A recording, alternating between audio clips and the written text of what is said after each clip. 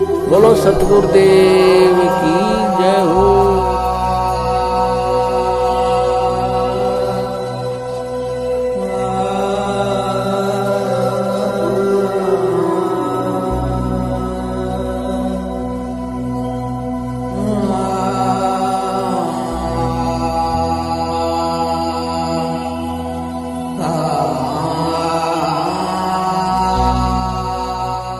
पहले तो बात है उनकी इस दलील पे विश्वास नहीं किया जा सकता पहली नजर में जी, लेकिन फिर भी ये अदालत में दलील दी जाएगी जो निचली अदालत होगी जिसमें केस ट्रायल होगा, उसमें अदालत क्या फैसला लेगी तो उस वक्त पता लगेगा जी। लेकिन प्रारंभिक तौर पर अगर इनको खुद को बंधक बनाया गया था, अगर हम इन्हीं की बात को सच मान लें जी, तो इनको बंधक बनाने वाले कौन थे? बिल्कुल। वो भी इन्हीं के लोग थे, इन्हीं के समर्थक थे।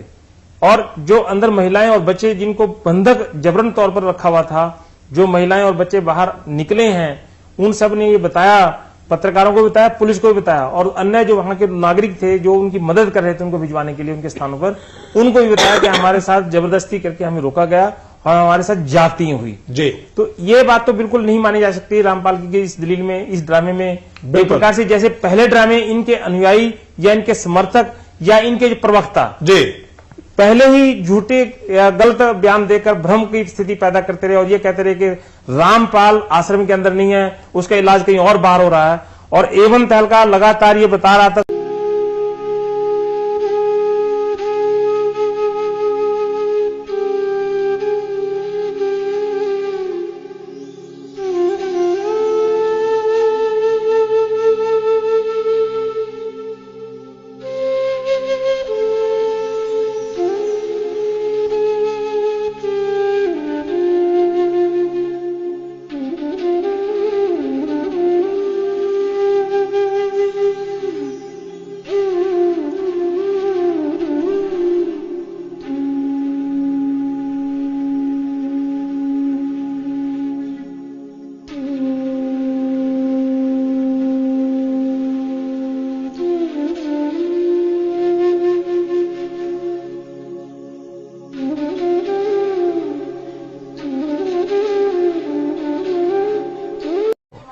हमारे साथ संत रामपाल जी के भाई महेंद्र दास भी मौजूद हैं। इनसे जानेंगे, महेंद्र दास जी, अचानक से हालात काफी बिगड़ते नजर आ रहे हैं, तो ऐसे तो काफी नुकसान होने की आशंका है। ऐसा हम तो शांतिपूर्ण तरीके से बैठे हैं, अपने आश्रम के अंदर हैं और ये बल प्रयोग करना चाहते हैं, हमें नाजायज तंग कर रहे हैं। लेकिन आश्रम के लोग भी जैसे टकराव की स्थिति में नजर आ रहे हैं, तो क्या कोई बीच का रास्ता नहीं निकल सकता? बीच का तो यही है कि माननीय न्यायाधीश को चाहिए कि अपने पर विचार करे। हमको डकैत नहीं है, इतना बड़ा ये केस नहीं है, एक कोर्ट की अवमानना केस उन्होंने खुद बनाया और खुद सुन रहे हैं, इसमें न्याय की उम्मीद है। लेकिन जिस तरह से पुलिस कह रही है यहाँ तो गिरफ्तारी करनी पड़ेगी क्योंकि हाईकोर्ट के आदेश हैं, तो क्या संत रामपाल आत्मसमर्पण कर सकते हैं? अब वो यहाँ है ही नहीं, स्वास्थ्य इलाज करवा रहे हैं, बाहर गए हैं, उनको बाहर शिफ्ट कर दिया हमने परसों। लेकिन क्या वो आत्मसमर्पण करने के लिए तैयार हो जाएंगे? अगर हमारी हाई कोर्ट में बेल कैंसिल करते हैं तो नहीं होंगे, तो नाजायज बेल कैंसिल करने जा रहे हैं और उस पर सुनवाई है। अब उस केस का इस अवमानना से क्या लिंक था? ये अवमानना बनाई इसीलिए गई थी कि उस बेल कैंसिल करके अंदर ठोक दें।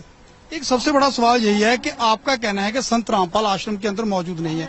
अगर संत रामपाल आश्रम के अंदर मौजूद नहीं है तो क्यों फिर पुलिस को रोका जा रहा है? पुलिस अगर जाकर के चेक करती है संत रामपाल नहीं होंगे तो पुलिस वापस चली जाएगी। क्योंकि यहाँ कल एसडीएम ने और डीसी ने बताया, एसडीएम आदेश पड़ रहा था कि हमने इसको सील कर लिया है, नाजायज तरीके सील करने के आदेश दिए, अपने आश्रम को नहीं छोड़े, आश्रम की सुरक्षा के लिए बैठे हैं अब। ठीक है, ओके।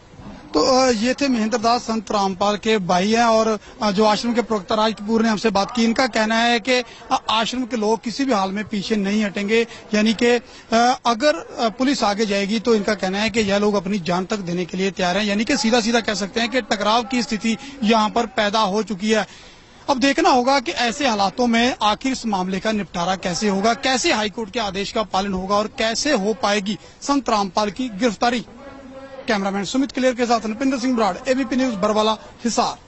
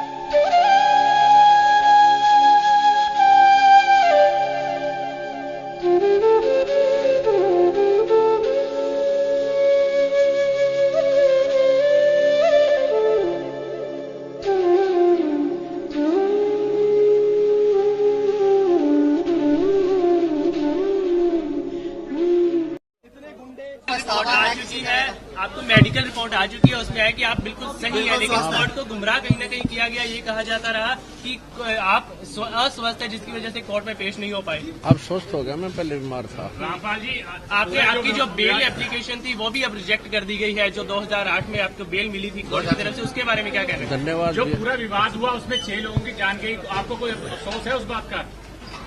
बहुत अफसोस है जी।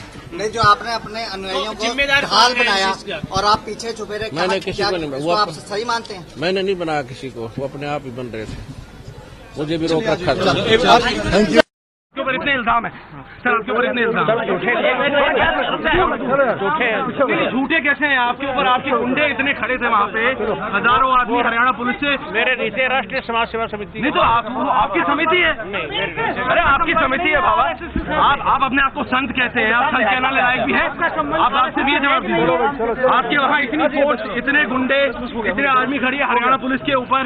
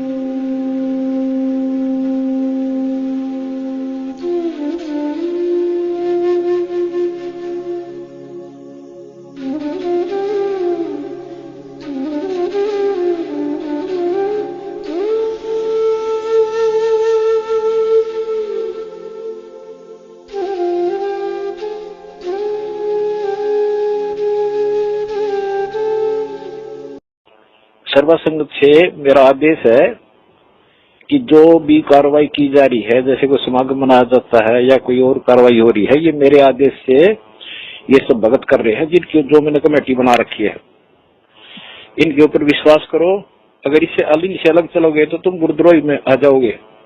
मैं सबकी डिटेल मंगाऊंगा, कौन कौन क्या क्या बकवास कर रहे हैं, उनको फिर मिशन से निकाल दूंगा, ताकि ये खत्म हो जाओगे भगवान के दरबार से, समझ गए। जो कमेटी मैंने निर्मित बना रखी है वो मेरी सहमति से, मेरी आज्ञा से, मेरे से सलाह करके कदम उठाती है। ये अपने आप कोई भी कदम नहीं उठाते। जो भी कार्रवाई हो रही है ये मेरी हो रही है। अगर इनका कोई विरोध करता है तो मेरा और मेरे कबीर भगवान का विरोध करता है, वो पाप आत्मा है, वो हमारे मिशन से बाहर निकाल दिया जाएगा। ठीक है, इस ऑडियो को सबको डाल दो, बता दो हरामखोरों को जो इस मिशन का नाश करना चाहते हैं। ठीक है जी गुरु, सच्चा है। तो ये ऐसे कुसंगत होती है, वो बर्बाद करती है उन्हीं को जो मंद बुद्धि होते हैं। नहीं तो ज्ञानवान तुरंत सोच लेते ये कोई बात है। इतने दिन हो गए गुरुजी ने, 15 साल हो गए, मैं नाम देते न, किसी को ऐसा कुछ कहा नहीं, कोई ऐसी दोगली बात करी नहीं।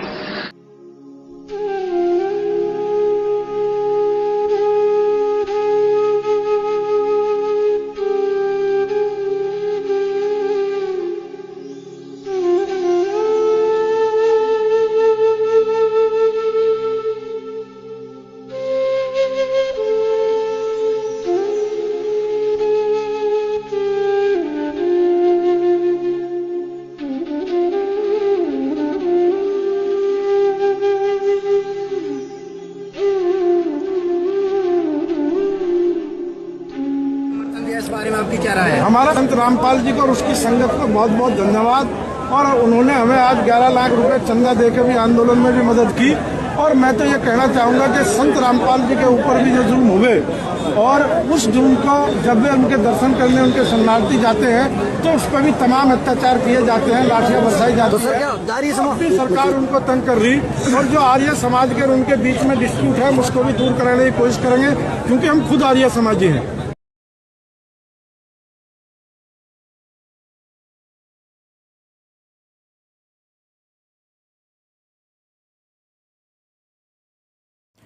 सत साहिब जी, अब सबसे पहले तो हमने करना ये है, जिस आत्मा ने परमपिता परमेश्वर सतगुरु रामपाल जी महाराज जी की सत भक्ति करके अपना आत्म कल्याण करवाना है, सबसे पहले उस आत्मा ने अपने दिलो दिमाग में इस बात को बैठा लेना चाहिए सृष्टि रचना को बार बार सुनकर और सतगुरुदेव जी के सत्संगों को आधार बनाकर कि वर्तमान में पृथ्वी पे कबीर परमात्मा मौजूद है, धरती पे भगवान है, और जिस आत्मा का दिल और उसकी आत्मा इस बात को स्वीकार कर लेगी, वो आत्मा कभी भी ज्ञान आधार से दूर होकर मनमाने तरीके से ना ही तो चल सकती है, और यदि मनमाने तरीके से कोई अन्य व्यक्ति उसको भक्ति मार्ग पर चलने की सलाह दे तो वो व्यक्ति कभी भी उसके झांसे में नहीं आ सकता है।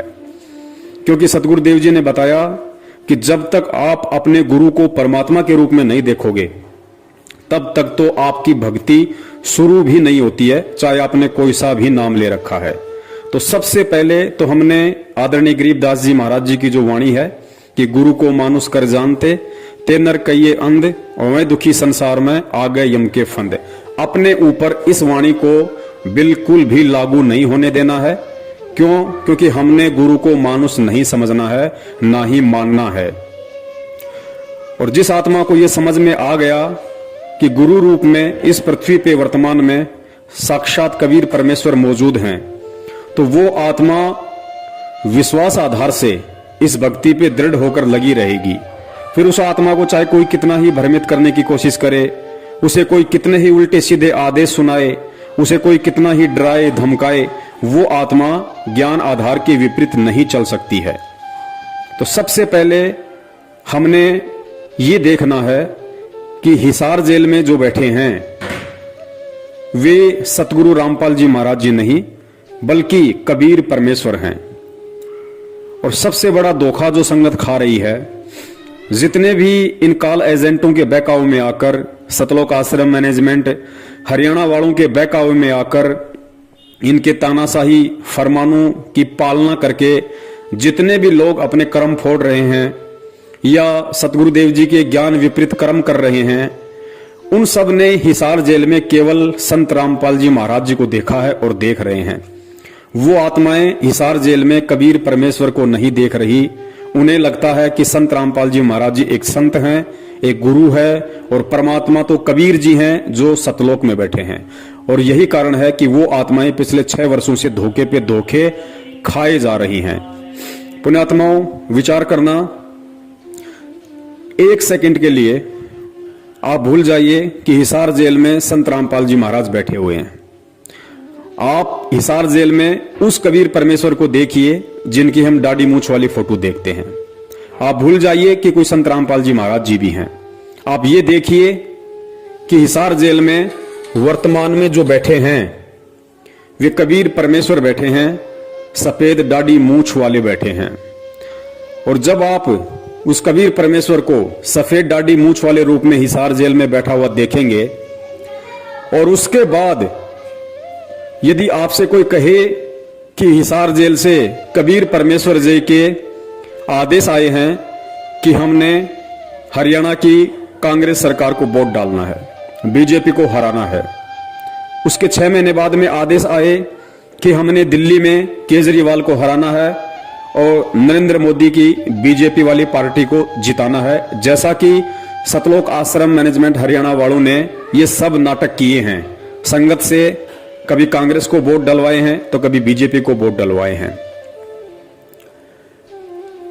आपको यदि हिसार जेल से आदेश आए कि आपने हरियाणा के जाट आंदोलन में शामिल होकर सरकार का विरोध करना है, आपको हिसार जेल से आदेश आए कि आपने राजस्थान की करनी सेना को समर्थन देना है, क्योंकि करनी सेना उस गैंगस्टर के समर्थन में है, उस गुंडे व्यक्ति के समर्थन में है जो 1-2 साल पहले पुलिस एनकाउंटर में मारा जा चुका था, जिसका नाम था गैंगस्टर आनंदपाल सिंह। क्या आप एक गैंगस्टर के समर्थन में उसकी सीबीआई जांच में खड़े हो सकते हैं जब आपकी अंतरात्मा इस बात को जान रही है कि हिसार जेल में साक्षात कबीर परमेश्वर दाढ़ी मूंछ वाले बैठे हैं? आप बिल्कुल भी इन आदेशों की पालना नहीं करेंगे। ना ही तो आप बीजेपी को वोट देंगे, ना ही आप कांग्रेस को वोट देंगे, ना ही आप किसी भी कुपात्र को दान देंगे, ना ही आप किसी भी गैंगस्टर की सीबीआई जांच का समर्थन करेंगे, जब तक आप हिसार जेल में दाढ़ी मूंछ वाले कबीर जी को देख रहे हैं। उसके बावजूद भी आप लोगों ने वो सारे उल्टे कर्म किए सतलोक आश्रम मैनेजमेंट हरियाणा के कहने पे। आप लोगों ने कांग्रेस को भी वोट दिए, आप लोगों ने बीजेपी को हराने के लिए कांग्रेस का समर्थन किया। फिर अगले 6 महीने बाद में दिल्ली में आप लोगों ने बीजेपी को जिताने के लिए केजरीवाल की गवर्नमेंट का विरोध किया, लोगों को जा जाके उत्साहित किया कि केजरीवाल को हराना है, बीजेपी को जिताना है। उसके बावजूद भी आप लोगों ने उसी गैंगस्टर आनंदपाल सिंह की सीबीआई जांच का समर्थन किया और आपने उसी राजपूत करनी सेना को राजस्थान के अजमेर में एक सभा के दौरान 5 लाख रुपए का चेक दिया। और उसके बाद उसी राजपूत करनी सेना का जब भिवानी के अंदर सम्मेलन था तो वहां भी आप लोग शामिल हुए। क्यों शामिल हुए? क्योंकि आप हिसार जेल में उस कबीर परमेश्वर को नहीं देख रहे थे, बल्कि आप हिसार जेल में संत रामपाल जी महाराज जी को देख रहे थे। अर्थात अभी तक आप लोगों ने अपने गुरु को कबीर नहीं माना, वरना आप ये कुक्रम, जब आपको ये कहा गया था कि ये हिसार जेल से गुरुजी का आदेश है, यदि उस समय आप अपने गुरु को कबीर के रूप में देख रहे होते तो कदापि आप इस तरह का कोई भी घटिया और ज्ञान आधारित आदेश नहीं मानते। तो यही सबसे बड़ी भूल हमने 650 साल पहले की थी और यही भूल हम वर्तमान में दोहराने जा रहे हैं कि हम गुरु को मानुष मान रहे हैं। और परमेश्वर की वाणी है कि गुरु मानुष कर जानते ते नर कहिए अंध, होवे दुखी संसार में और आग गए यम के फंद। तो सबसे पहले तो हमने इस बात को अपने दिलो दिमाग से निकाल देना है कि हम किसी सामान्य संत या किसी सामान्य व्यक्ति की शरण में हैं। हम जिस समर्थ की शरण में हैं वो स्वयं कबीर परमेश्वर है। और जब आपको इतना यकीन हो जाएगा तो आप ना ही तो किसी भी फर्जी नामदान केंद्र पे जाओगे, ना ही आप किसी को इन फर्जी नामदान केंद्रों से नाम दीक्षा दिलवाओगे, ना ही आप इन फर्जी नामदान केंद्रों से अन्य कोई दूसरा नाम लेने के लिए जाओगे, ना ही आप किसी हिसार की तारीखों पे घुटने तोड़ते हुए 10 गालियां खुद खाने और 10 गालियां अपने गुरुदेव को दिलवाने के लिए जाओगे, ना ही आप इन मनवस सतलोक आश्रम मैनेजमेंट हरियाणा वालों के किसी भी तानाशाही फरमान को मानोगे, क्योंकि आपकी आत्मा स्वीकार कर चुकी है कि मैं जिसकी शरण में हूं वो साक्षात कबीर है। और कबीर कभी भी दोगली बात नहीं कर सकता, कबीर कभी भी अपने भक्ति विधान के खिलाफ कोई भी आदेश नहीं दे सकता। तो सबसे पहले हमने गुरु को परमेश्वर मानना है, हृदय से आत्मा से स्वीकार करना है। और यह तब होगा जब हम सृष्टि रचना को बार बार सुनेंगे और सत्संगों की प्रत्येक लाइन पे गहनता से विचार करेंगे कि गुरुदेव इस सत्संग में किस वाणी का और क्या मतलब हमें समझाना चाहते हैं। उसके बाद में जिन लोगों को इन फर्जी नामदान केंद्रों से सन 2014 के बाद से नाम मिल चुका है, चाहे आपको प्रथम नाम मिल चुका है, चाहे आपको शतनाम मिल चुका है, और आज यदि आपको सच्चाई का पता चल गया है तो आपने सपने में भूलकर भी इन नामदान केंद्र और इन नामदान केंद्रों पर बैठे कुपात्रों की शकल तक नहीं देखनी है, वरना आप बहुत बड़े दोषी होगे। क्योंकि बरवाला कांड करवाने में मुख्य भूमिका सतलोक आश्रम मैनेजमेंट हरियाणा की ऊपर वीडियो में आप जी देख चुके हैं। और वही सतलोक आश्रम मैनेजमेंट हरियाणा का मुखिया महेंद्र भगोड़ा वर्तमान में सभी नामदान केंद्र खोल के बैठा है गुरु की आड़ में। तो आप यदि इन नामदान केंद्रों पे जाते हो, इन कुपात्रों को ज्योति पाठ दान का पैसा देते हो, इन कुपात्रों के फर्जी आदेशों को मानते हो, या इन कुपात्रों के कहने से आप जी गुरुजी की तारीखों पर हिसार में जाते हो व्यर्थ में अपना समय और पैसा बर्बाद करने, तो आप जी अभी अपने गुरु को कबीर परमेश्वर नहीं मान पाए हैं और आप जी भक्ति मार्ग में धोखा खा रहे हो। तो हमने बिल्कुल भी इन लोगों से किसी भी प्रकार का आध्यात्मिक संपर्क नहीं रखना है। तो जिन लोगों ने प्रथम नाम और सतनाम ले लिया है अनजाने में इन नामदान केंद्रों से, अब आगे उन्होंने इन नामदान केंद्र वालों से, सतलोक आश्रम मैनेजमेंट हरियाणा से, गुरुजी के परिवार वालों से और हर उस व्यक्ति से, चाहे वो भगत ही क्यों ना हो, जो सतगुरु के ज्ञान को आधार बनाकर नहीं चल रहा है और देखा देखी में चल रहा है, भेड़ चाल में, उस व्यक्ति से हमारा किसी भी प्रकार का कोई संबंध नहीं होना चाहिए। क्योंकि परमेश्वर कहते हैं कबीरा तहां जाइए रह संतन की प्रीत, इष्ट मिले और मन मिले, मिले सकल रस रीत। परमेश्वर कहते हैं भगत ने केवल उसी व्यक्ति या भगत के पास बैठना चाहिए जिसके रीति रिवाज, जिसका मन, जिसका इष्ट, जिसके कायदे कानून सेम हो, मिलते हों। तो वर्तमान में संगत में दो ग्रुप हैं। एक ग्रुप सतलोक आश्रम मैनेजमेंट हरियाणा जो बिल्कुल देखा देखी और अंधा होकर चल रहा है, दूसरा ग्रुप है सत्सेवक जो परमेश्वर के ज्ञान को आधार बना के चल रहे हैं। उसके बाद में जिस व्यक्ति ने अभी तक संत रामपाल जी महाराज जी से नाम दीक्षा नहीं ली है और जो व्यक्ति केवल उनके सत्संग ही सुन रहा है और उस व्यक्ति को ये सच्चाई मालूम पड़ चुकी है हमारी वीडियो देखकर, तो उस व्यक्ति ने भूल कर भी इन नामदान केंद्रों से कोई भी नाम दीक्षा नहीं लेनी है। उस व्यक्ति ने सबसे पहले गहनता से सत्संग सुनने हैं, सत्संगों को आधार बनाना है और सारी सच्चाई से परिचित होकर उस व्यक्ति ने जब तक सतगुरु रामपाल जी महाराज जी हिसार जेल से बाहर नहीं आते हैं तब तक उसने संकल्प नाम दीक्षा के माध्यम से भक्ति शुरू कर देनी है। संकल्प नाम दीक्षा क्या है, संकल्प नाम दीक्षा के माध्यम से भक्ति कैसे शुरू होगी, संकल्प नाम दीक्षा के अंतर्गत हमने क्या क्या करना पड़ेगा, वो सारी विधि एक 2.5 घंटे का वीडियो हम सत्सेवकों ने बना रखा है।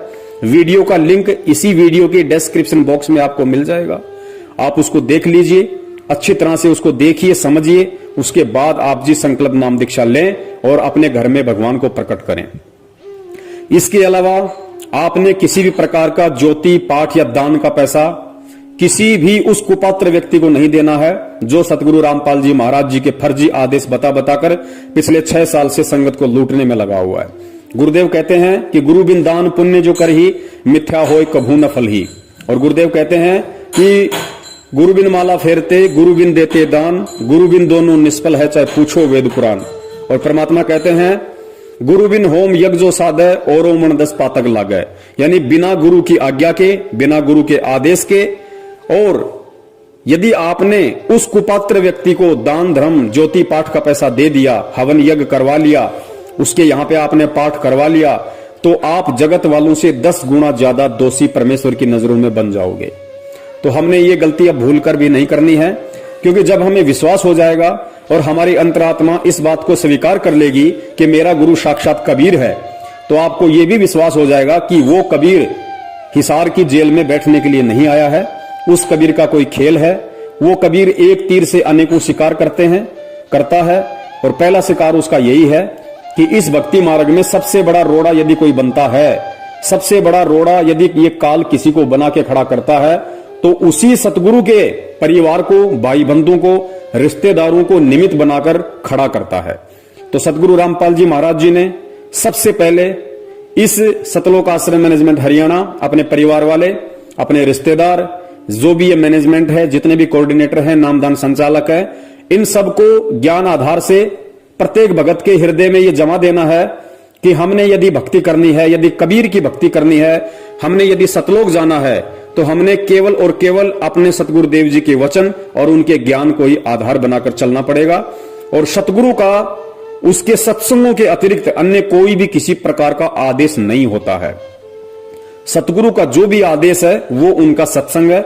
सत्संगों से बाहर सतगुरु कभी भी दोगली बात करते हुए अन्य आदेश नहीं देता है। जिस प्रकार इन लोगों ने उसी कबीर परमेश्वर का नाम लेकर हमसे राजनीतियां करवा दी, हमसे आरक्षणबाजियां करवा दी, हमें अनेक प्रकार के सामाजिक संगठनों के धरनों में बैठा दिया, हमसे राजनीतिक पार्टियों का समर्थन और उनकी वोटिंग के लिए गली गली गांव गांव जाकर हाथ फैलवा दिए, हमारे से गुंडों की सीबीआई जांच करवा दी, कुपात्रों को लाखों की संख्या में, करोड़ों में दान दिलवा दिया। तो हमने अब ये गलतियां बिल्कुल भी नहीं करनी है। उसके बाद जिस आत्मा ने ज्योति या पाठ करवाना है या जिसकी इच्छा है, क्योंकि परमेश्वर कहते हैं कि साल में एक बार पाठ का संकल्प अवश्य करवाना चाहिए। तो साल में एक बार का मतलब है, वर्तमान में गुरुदेव जेल में हैं, आज हमारे बीच में शरीर रूप में नहीं है, तो परमेश्वर ने उसकी विधि बता रखी है। परमेश्वर ने कहा कि साधु भूखा भाव का, धन का भूखा नाही, और जो कोई धन का भूखा वो साधु भी नहीं। यानी जो असल में संत होगा, सतगुरु होगा, जो कबीर होगा, वो माया का भूखा नहीं होता, वो धन का पैसे का भूखा नहीं होता, वो केवल भाव का भूखा होता है। तो हमने जहां अपने घर में परमेश्वर का दरबार लगा रखा है, वहां पे हमने दंडवत प्रणाम करके, यदि हमने ज्योति संकल्प करनी है तो हम ज्योति की प्रार्थना करेंगे, यदि हमने पाठ का संकल्प करना है तो हम पाठ का संकल्प करेंगे, और परमेश्वर को दंडवत करके हम ये प्रार्थना करेंगे कि हे परमपिता परमेश्वर, आपका दास या दासी आप जी के चरणों में ज्योति का संकल्प करता है। हे परमेश्वर, इस दास के इस संकल्प को स्वीकार करें, और परमात्मा जिस दिन आप साक्षात हमें दर्शन देंगे, जब आप आश्रम में आएंगे, परमेश्वर उस समय, आज मैं जो संकल्प कर रहा हूं आपकी प्रेरणा से, परमेश्वर उस समय जो भी पैसा आप बताएंगे, आप कहेंगे, उतना पैसा मैं आप जी के कर कमलों में दूंगा। तो साधु भूखा भाव का, धन का भूखा नहीं। परमेश्वर अंतर्यामी होता है, घट घट का वासी होता है। इस तरीके से हमने ज्योति पाठ का संकल्प करना है। सेम लाभ परमात्मा देंगे क्योंकि ये सतगुरु का वचन है और भक्ति मार्ग में सतगुरु का वचन ही सर्वोपरि होता है, सर्वोत्तम होता है और सतगुरु का वचन ही उनके सत्संग होते हैं। इसके अलावा सतगुरु का यदि कोई सबसे बड़ा आदेश है तो सतगुरु के द्वारा हमें जो नित्य नियम दिया गया है वो सतगुरु का सबसे बड़ा आदेश है। हम सुबह सुबह जो नित्य नियम करते हैं वो केवल हमारे लिए आदेश है, सतगुरु का वो हमारे लिए आदेश है। हमने उन वाणियों पे अमल करना है, हम सभी ने उन वाणियों के अनुसार अपनी रहनी और करनी को करना है, जिससे कि सतगुरुदेव जी प्रसन्न हो, सतगुरुदेव जी हम पे खुश हों और हमारे को भक्ति धन से परिपूर्ण करें। तो आपने इस तरीके से जब तक सतगुरु रामपाल जी महाराज जी हिसार जेल से बाहर नहीं आ जाते हैं तब तक आपने इस ज्ञान को आधार बना के रखना है। और जब तक हम ज्ञान को आधार बना के नहीं चलेंगे, ज्ञान को आधार नहीं बनाएंगे, सतगुरु कभी भी हमारे से प्रसन्न नहीं होगा। परमेश्वर ने कहा कि 3 युगों से तुम्हें ये धर्म के ठेकेदार इसी तरह भगवान की आड़ में लूटते आए हैं और वर्तमान में भी यदि हम इन काले अंग्रेज और धर्म के व्यापारी सतलोक आश्रम मैनेजमेंट हरियाणा के हाथों लुटते रहेंगे, पिटते रहेंगे, तो पुण्यात्माओं फिर क्या फायदा उस परमेश्वर का ये शिक्षा देने का, और क्या फायदा फिर उस परमेश्वर से ये तत्व ज्ञान लेने का, और क्या फायदा फिर ये कबीर की भक्ति करने का। तो हमने हर स्थिति में सतगुरुदेव जी को खुश करना है, सतगुरुदेव जी को प्रसन्न करना है। और एक चीज अपने दिलो दिमाग से निकाल देना कि सतगुरुदेव किसी भी कानूनी प्रक्रिया से बाहर आएंगे। सतगुरु यदि बाहर आएगा तो अपने बच्चों को ज्ञान आधार से चलता हुआ देख कर आएगा, क्योंकि यदि हम अपने गुरु को कबीर मान रहे हैं और मान चुके हैं तो यह भी निश्चित है कि इस दुनिया की कोई भी जेल उस कबीर को 4 दीवारी में कैद करके नहीं रख सकती। वो कबीर अनंत कलाओं का स्वामी है, वो एक रूप में जेल में है, दूसरे रूप में हम सबके घर में और घट में विराजमान है, तीसरे रूप में वो सतलोक में बैठा हुआ है। और परमेश्वर भी कहते हैं कि मोकू कहां ढूंढे रे बंदे, मैं तो तेरे पास में। परमेश्वर हमें रोज संध्या आरती में पढ़ाते हैं कि घट ही में गंगा, घट ही में यमुना और घट ही में है जगदीश, सतगुरु तारेंगे। तो जब तक हम इन वाणियों पर विश्वास और अमल नहीं करेंगे और हम उस कबीर परमेश्वर को, उस गुरुदेव को यदि हम अपनी अज्ञानता और मूर्खता के चलते हम उनको नामदान केंद्रों पे देखेंगे, हम उनको हिसार में देखेंगे, हम उनको मैनेजमेंट के जो कि काल एजेंट है उसके सत्संगों में देखेंगे, तो पुण्यात्माओं हम कभी भी उस परमात्मा के दिल में जगह नहीं बना पाएंगे और कभी भी हम ज्ञान आधार से इस भक्ति पे नहीं चल पाएंगे। और जब तक हम ये दोनों गलतियां करते रहेंगे परमात्मा कभी भी हम पे प्रसन्न नहीं होगा। तो आप सभी ने इस ज्ञान को आधार बनाकर सतगुरुदेव जी को प्रसन्न करना है और अपने भक्ति धन को बचा के रखना है। कोई भी काल एजेंट, कोई भी काल का दूत हमें किसी भी मोड़ पे कोई भी उल्टा आदेश बताकर लूट ना सके। सतगुरुदेव जी ने तो एक समय यहां तक कहा था अपने बच्चों पे विश्वास करके कि बच्चों, जिस व्यक्ति ने 2 से 3 साल तक इस ज्ञान को सुन लिया उसको ब्रह्मा विष्णु महेश भी आ जाए तो उसको भ्रमित नहीं कर सकता। जबकि हम देख रहे हैं कि जिन व्यक्तियों ने 10-10 साल से नाम ले रखा, 20-20 साल से नाम ले रखा है, उनको ब्रह्मा विष्णु महेश तो छोड़िए, ब्रह्मा विष्णु महेश के नाखून के बराबर भी जो नहीं है सतलोक आश्रम मैनेजमेंट हरियाणा, ये पिछले 6 साल से किस कदर उन भक्तों की दुर्गति करवा रहा है, उनको ज्ञान के विपरीत चलवा रहा है।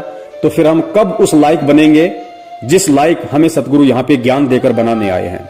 तो हमने विश्वास के साथ भक्ति करनी है और हम अपने गुरु को यदि कबीर मान चुके हैं तो विश्वास रखना कबीर बाहर आएगा, कबीर पूरी सृष्टि को नाम देगा। कबीर का वचन है, कबीर ने कबीर सागर में लिखवा दिया था कि धर्मदास जब वो 5505 वर्ष वाला समय बीत जाएगा उसके बाद एक समय ऐसा आएगा जब पूरी सृष्टि मेरे से नाम लेगी, हर घर में सतनामी होंगे। और परमेश्वर ने कहा था कि सकल सृष्टि परवानिक होई, और मालिक कहते हैं घर घर होगा बोध विचारा। तो ये भक्ति विश्वास की है। अगर विश्वास नहीं है तो चाहे आप कितनी ही भक्ति कर लो, कितना ही आप दिखावा कर लो, कितना ही आप दान धर्म कर दो, आपको कुछ भी मिलने वाला नहीं है। ठीक है, जो आप ये 5 यज्ञ आप जी करते हैं ये आपको मिल जाएगा, लेकिन आपको कबीर और उसका सतलोक नहीं मिलेगा। तो इस तरीके से सतगुरु रामपाल जी महाराज जी के हिसार जेल से आने तक, और विश्वास रखना सतगुरु चाहे आए कल, सतगुरु चाहे आए 10 साल बाद, सतगुरु चाहे आए 20 साल बाद, और चाहे सतगुरु की मौज वो जेल से ना आए, लेकिन हमने यदि उनको कबीर मान लिया है, सतगुरु मान लिया है, तो हमने ज्ञान आधार की पूंछ पकड़ के इस भक्ति मार्ग पे निश्चिंत होकर लगे रहना है। क्योंकि पुण्यात्माओं, विचार करना, सतगुरु के मिलने से पहले आप और हमें बिल्कुल भी नहीं पता था कि सतगुरु क्या होता है, सतलोक क्या है, मोक्ष क्या है, और हमारा ये जीवन प्राप्त करने का मकसद क्या है। तो परमात्मा ने खुद ही हमारा हाथ पकड़ा, खुद ही हमें ये जानकारी करवाई।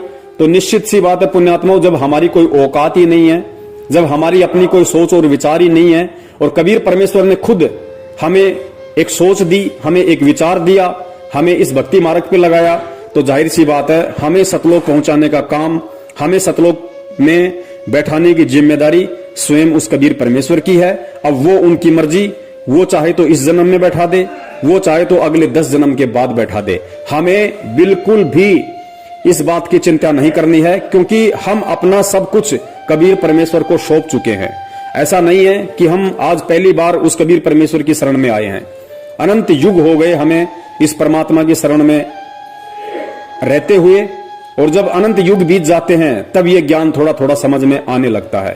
क्योंकि परमेश्वर ने मीराबाई के लिए कहा था कि साधु सेती मस्करी, चोरा नाल खुशहाल, मल अखाड़ा जीतेंगे ये युगों युगों के माल। मल अखाड़ा यानी भक्ति रूपी अखाड़ा केवल वही आत्मा, वही पहलवान जीतेगा जो युगों युगों से कबीर परमेश्वर की भक्ति करता आ रहा है। तो जितनी बार भी हम इस कबीर परमेश्वर की शरण में आए हैं, हर बार हम यही सोचते थे कि अब की बार हमारा मोक्ष पक्का है, अब की बार हमारा मोक्ष पक्का है, जैसा आज हम वर्तमान में सोच रहे हैं। लेकिन क्या उन युगों में हमारा मोक्ष हुआ?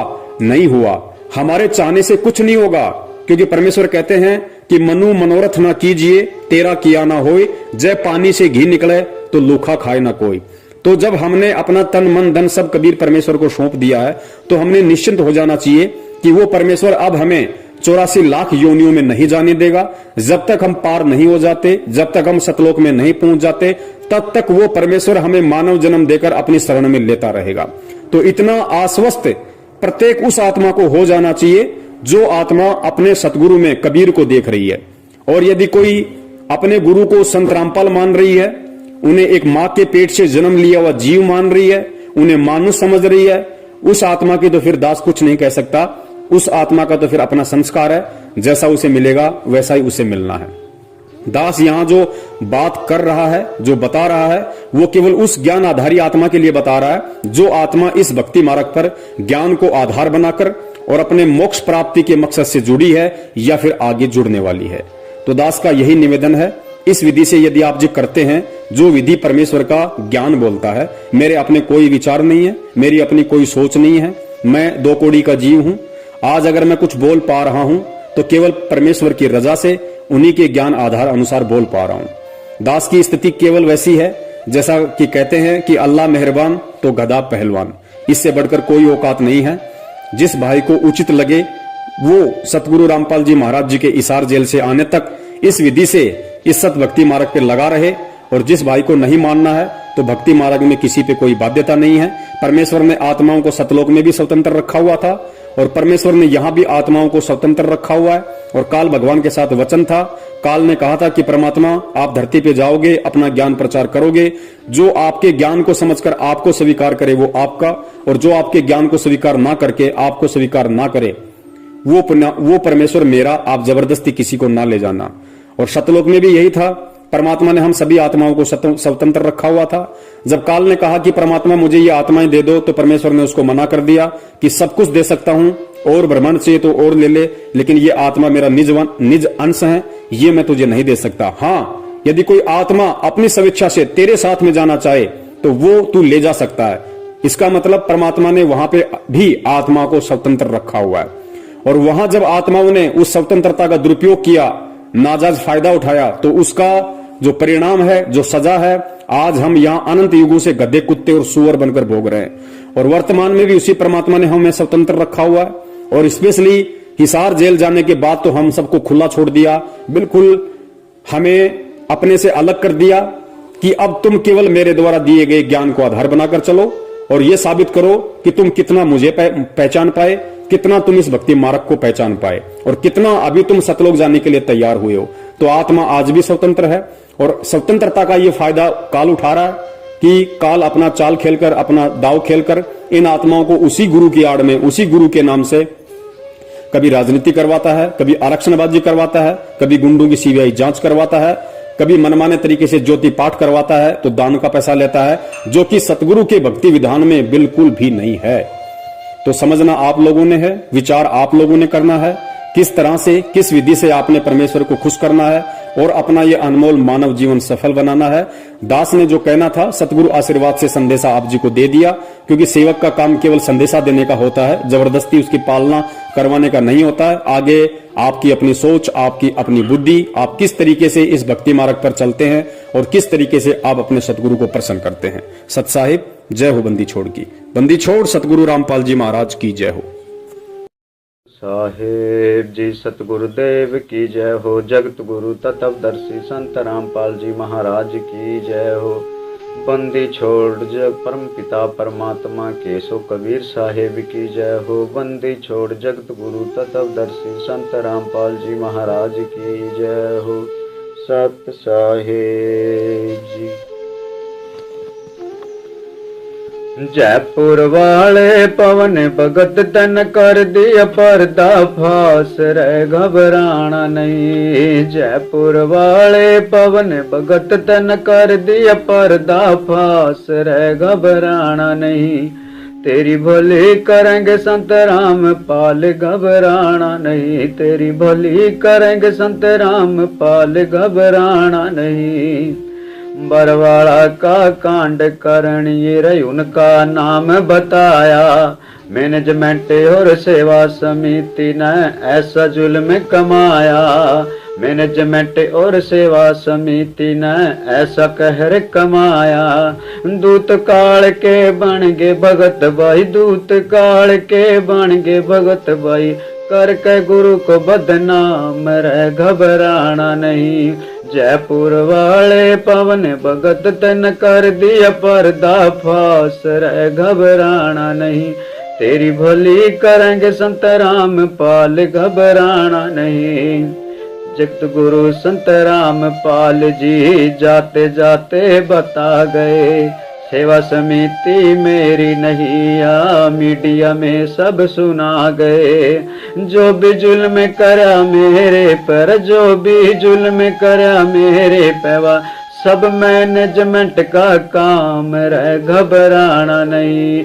जयपुर वाले पवन भगत तन कर दिया पर्दा फास, रे घबराना नहीं। तेरी भली करेंगे संत राम पाल, घबराना नहीं। छुपा रहा मैं मार यूं देते, अखबारों में लिख दिया। बना बनाया मेरा घर उजाड़ा, प्रशासन को बयान दिया।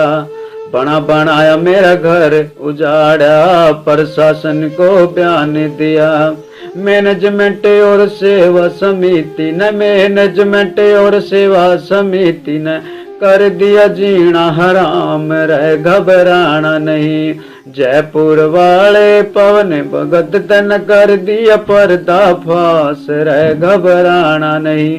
तेरी भली करेंगे संत राम पाल, घबराना नहीं। पुलिस रिमांड में रामपाल जी ने सीधे तौर पर नाम धरा। राम कुमार डाका बलजीत राजेंद्र ने जुल्म करा। राम कुमार डाका बलजीत राजेंद्र ने जुल्म करा। राज कपूर साथ में शामिल, राज कपूर साथ में शामिल। कर बरवाड़ा का कांड, रे घबराना नहीं। जयपुर वाले पवन भगत तन कर दिया पर्दा फास, रे घबराना नहीं। तेरी भली करेंगे संत राम पाल, घबराना नहीं। जगत गुरु को झूठ बताया मैनेजमेंट वालों ने, निर्दोष गुरु को दोषी बनाया इस सेवा समिति वालों ने। निर्दोष गुरु को दोषी बनाया सेवा समिति वालों ने। सजा करा कर उम्र कैद की, सजा करा कर उम्र कैद की। करे गुरु जी पे एहसान, रहे घबराना नहीं। जयपुर वाले पवन भगत तन कर दिया पर्दा फास, रहे घबराना नहीं। तेरी भली करेंगे संत राम पाल, घबराना नहीं। तेरी भली करेंगे संत राम पाल, घबराना नहीं। रामपाल मेरा सच्चा सतगुरु जिसने पड़ की तोड़ निभानी।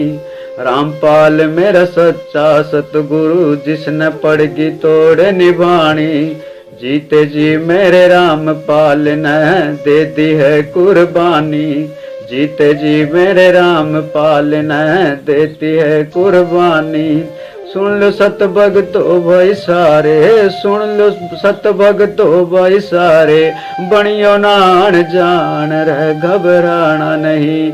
जयपुर वाले पवन भगत तन कर दिया पर्दा फास, रह घबराना नहीं। तेरी बोली करेंगे संत रामपाल, घबराना नहीं। गोंदवाला में रण सिंह कह रहा, चुप रहा ना जावे। गोंदवाला में रण सिंह कह रहा, चुप रहा ना जावे। सेवा समिति मैनेजमेंट का करना पड़ा सफाया। मैनेजमेंट और सेवा समिति का करना पड़ा सफाया। और सहा नहीं जाता हमसे, और सहा नहीं जाता हमसे, सतगुरु का अपमान, रह घबराना नहीं। जयपुर वाले पवन भगत तन कर दिया पर्दा फास, रह घबराना नहीं। तेरी भली करेंगे संत रामपाल, घबराना नहीं। जयपुर वाले पवन भगत तन कर दिया पर्दा फास, रह घबराना नहीं। तेरी भली करेंगे संत रामपाल, घबराना नहीं।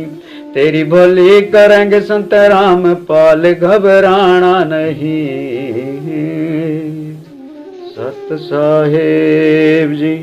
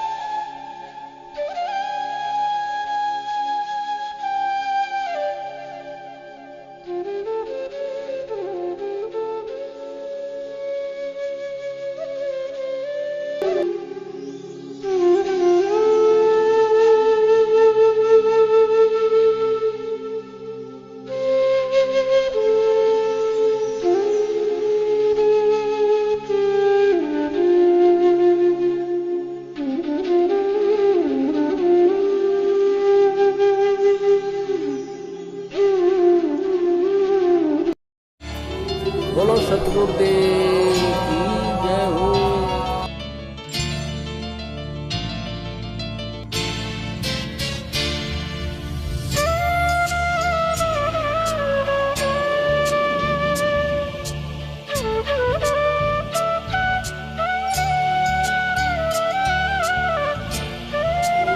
बोलो सतगुरुदेव